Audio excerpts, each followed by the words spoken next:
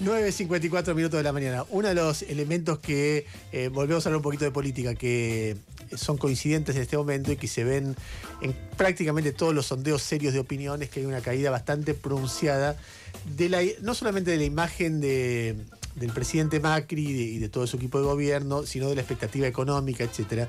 Y empieza a instalarse la palabra desilusión, como si hubiera mucha gente que está desilusionada. De hecho, Mirta Legrand hace un par de programas dijo: yo con este programa me siento defraudada con este gobierno.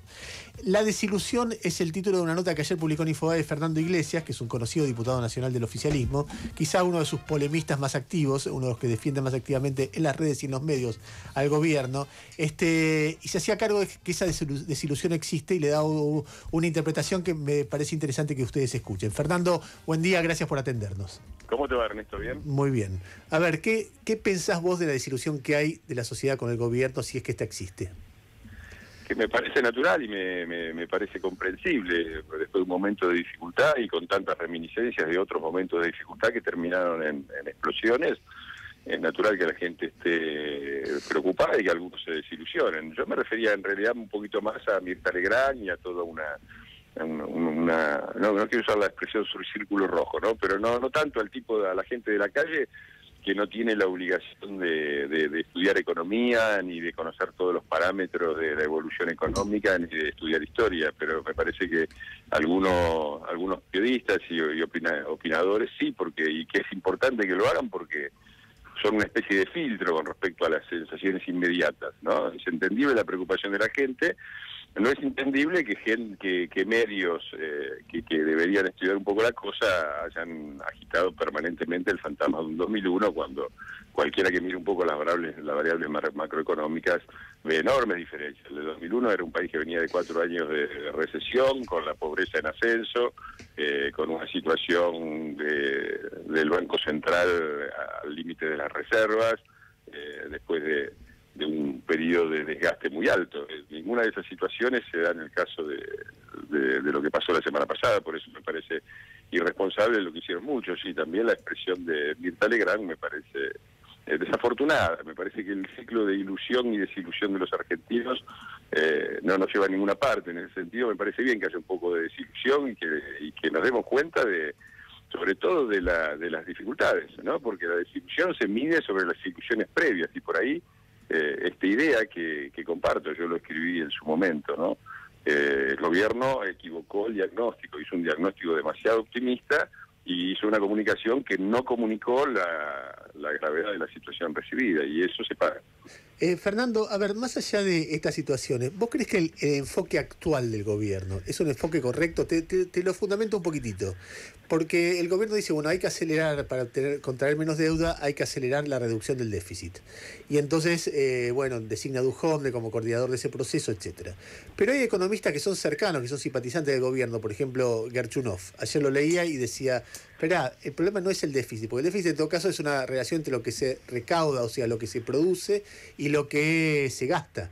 Y por ahí, si vos ajustás el gasto, que es lo que está proponiendo el gobierno, provocás un efecto contrario, porque recaudás menos, producís menos. En cambio, si vos actuás para producir más y mejor, es decir, para producir cosas exportables, de repente resolvés dos problemas, o contribuís o amortiguás dos problemas, déficit fiscal y déficit comercial, por vía de lo que vos producís y no por vía de lo que vos ajustás. Entonces, en este debate, cuando yo pregunto por qué un ajuste esta vez va a tener mejores efectos que en otros lados, no respecto de sus consecuencias sociales, porque sus consecuencias sociales pueden ser malas en lo inmediato y buenas en el mediano plazo, sino respecto de estas últimas, de las consecuencias finales, y nadie me explica por qué este ajuste va a ser mejor que otros. Y entonces me pregunto si el enfoque actual es correcto o es incorrecto. Lo primero que me parece que hay que decir es que el gobierno debe estar resistiendo el ajuste, es decir, cuál fue el planteo inicial del gobierno. Y bueno, que la situación en la Argentina es un país que desde hace mucho tiempo gasta más de lo que produce, importa más de lo que exporta, y el Estado tiene un gasto fiscal por encima de lo que recauda. Es decir, estamos siempre con la tarjeta de crédito en rojo. Esto es histórico, pero en los últimos 12 años, y sobre todo los últimos 4 de Cristina, esa variable que estaba en rojo se puso al infrarrojo, ¿no? Entonces el gobierno tenía ahí dos vías básicas, tres opciones básicas. Una era seguir así y esperar a que no explote una hiperinflación que probablemente ya hubiera explotado. Seguir con la política que lleva adelante Kicillof.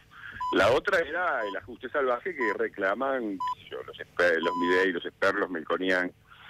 Y la otra es tratar de financiar el pasaje de un país no productivo, sin capacidad de exportación, etcétera, a un país que pudiera sostenerse a través de un recurso que era el crédito externo. Financiar 3 o 4 años con deuda creciente para después empezar a bajar sobre la base del crecimiento. Esa es la apuesta del gobierno y es una apuesta en el sentido de Gerchunov, es una apuesta, podemos llamarla así, keynesiana, si vos querés. Ahora, lo concreto es que las situaciones externas han cambiado y ese programa era razonable con un financiamiento al 4,75%, porque déjame ser preciso, la media de la deuda que ha estado tomando este gobierno está al 4,75%, después de años, no hablemos del 15% de Chávez, pero después de años donde anduvo en el doble y en el triple de eso. Entonces el programa era viable ahí. Cuando cambia la situación, cambia las tasas de la Fed, sube el petróleo y te tenés que financiar el 7-8%, ya no te cierra. Entonces, ¿qué hace el gobierno? La única forma que tiene de no aplicar un ajuste salvaje ni caer en la hiperinflación, que es tomar deuda más barata del FMI. Y por lo tanto, la intención no es la de ajustar, es la contraria, la de evitar tener que hacer un ajuste brutal. Y yo creo que lo vamos a lograr. Probablemente haya que acelerar un poco la reducción del gasto fiscal. Y lo de Gerchunov, tiene razón Gerchunov, es decir, hay dos soluciones a una situación de recesión como la Argentina. Una es esa, la keynesiana. El problema que tiene la keynesiana es que tiende a aumentar la inflación justamente en un país que ya viene de la inflación. Y este es el centro, y del otro lado está el ajuste brutal, que tiene el problema que marca Gerchunov, que también tiene razón. Entonces hay que buscar una vía en el medio, porque ese es el problema central que tiene este gobierno, que es que todas las cosas, como el kirchnerismo dejó todo destruido, cada una de las cosas, cada uno de los objetivos de este gobierno es contradictorio con otro que es tan valioso como ese. Necesitamos reactivar el país y crecer, como dice Gerchunov, pero también necesitamos bajar la inflación. Las dos cosas a la vez es muy difícil. Necesitamos bajar el gasto público, pero tenemos que rehacer la red de infraestructura porque las rutas están destruidas, la gente hace sus necesidades en pozos. Bueno, las dos cosas son contradictorias.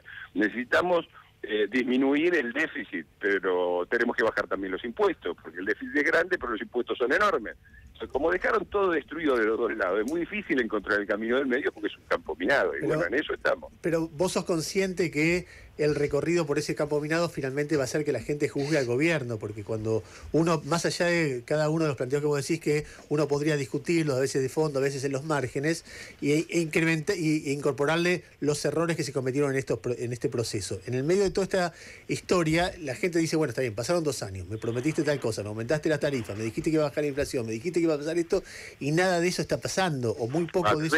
Ese es el punto en el que diferimos fuertemente con la visión de muchos y por lo que decís también con la tuya. A ver. Y el gobierno acá ha logrado, y eso lo dice la nota, todas estas cosas que yo te digo, había que bajar la inflación, se bajó.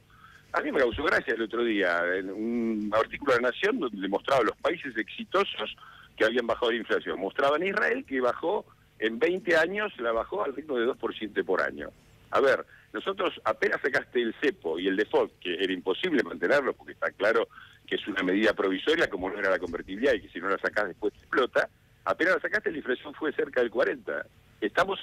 Bajamos al 25. Vamos a suponer que tengan razón los pesimistas y que este año no baje nada y sigue siendo 25. Bajaste 15 puntos en 3 años. Es más o menos que lo que bajó Israel. ¿Cómo es que Israel es exitoso y nosotros fracasamos? No se entiende.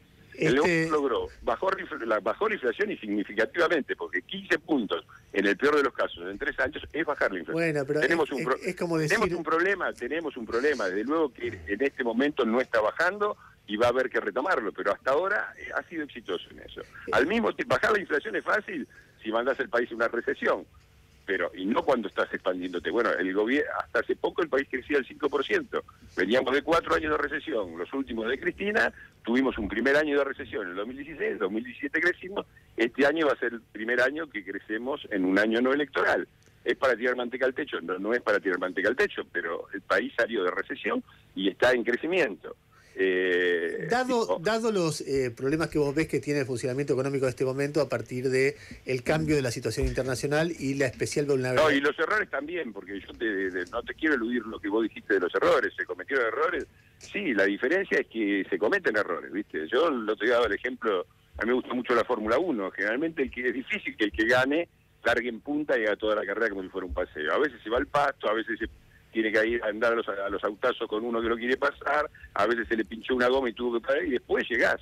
Digo, la perfección y la falta y la inexistencia de errores no es del orden del humano. Lo humano es que cometes... ¿Sabes lo que pasa, Fernando? Que esta misma argumentación sería muy largo por un reportaje, pero te podría decir kirchnerismo. Bueno, superar la restricción externa es muy difícil. Y vos le dirías, y vos le dirías, pero vos hiciste tal cosa, pero que agrandó el problema. Ernesto, los muchachos tuvieron las tasas más bajas de la historia mundial. Al principio. 12 años en que la soja media estuvo en 480 pero los dólares. Últimos no.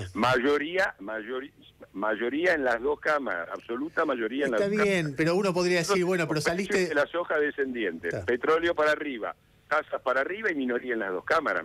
Y van 2 años. Que no es una situación comparable. Fernando, ¿vos crees que revierte la situación? Es decir, sí, yo creo que mirá, si yo fuera un kirchnerista, te diría, la economía real está sana, estamos creciendo, está bajando la pobreza, mejoraron los índices de igualdad, la economía real está sana. Es un problema financiero de los mercados financieros que atacan al gobierno popular. Bueno, yo no quiero caer en esa ridiculez, pero sí veo una economía razonablemente bien después de lo que dejaron. Me parece que pasamos una turbulencia importante. No está dicho que no se repita. No, yo nunca pensé... esto es lo central de la nota que va a hablar de la desilusión. Me parece que muchos votantes, inclusive de Cambiemos, pensaron que iba a ser todo muy fácil. Inclusive probablemente algunos dirigentes de Cambiemos que confiaban en una lluvia de inversiones. Bueno, nada de eso pasó. Que el gobierno de Cambiemos, con minoría en ambas cámaras, un país que se lo dejaron destruido y una oposición feroz en la que la mayoría apuesta al helicóptero, esté todavía vivo y el país esté yendo para adelante de a poquitito, me parece que es casi un milagro. Por lo tanto, miro la realidad desde ese eje. Yo no me esperaba algo más fácil que ahora, por el contrario. Pensaba que iba a ser peor después de lo que hicieron en diciembre, porque es fácil decir, sí, qué mal todo esto, los mercados los atacan porque la economía está débil y tienes un gasto fiscal, bajar el gasto fiscal. Ahora, las dos cosas que intentó el gobierno, o que hizo el gobierno para bajar el déficit fiscal, que es suprimir las tarifas, que eran tarifas, además, que sobre todo financiaban a los más ricos, y poner una fórmula jubilatoria que defendiera el valor de las jubilaciones, pero que fuera pagable y razonablemente, esas dos cosas causaron que la oposición en diciembre intentara entrar al Congreso y lincharnos a todos, y ahora estos 2 meses de discutir tarifas en el Congreso, una cosa insólita cuyo único objetivo es hacerle pagar costos al gobierno. Me parece que esas son las dificultades que nosotros enfrentamos con minoría parlamentaria y en una situación económica internacional que cambió en contra de la Argentina. Tuvimos muchos años viento de cola y ahora tenemos viento de frente. Bueno, hay que remar. Fernando, gracias. Gracias a vos, Ernesto. Era Fernando Iglesias, diputado nacional. Nosotros desde que se produjo la crisis, la primera quincena de mayo, última de abril más o menos, estamos hablando con dirigentes políticos de todo el arco político. De hecho, hoy hablamos a las 8:30 con Alberto Samid, que pintaba un panorama realmente espantoso en el conurbano, etcétera. Y ahora hablas con Fernando Iglesias, vocero del gobierno nacional en todas estas polémicas. 10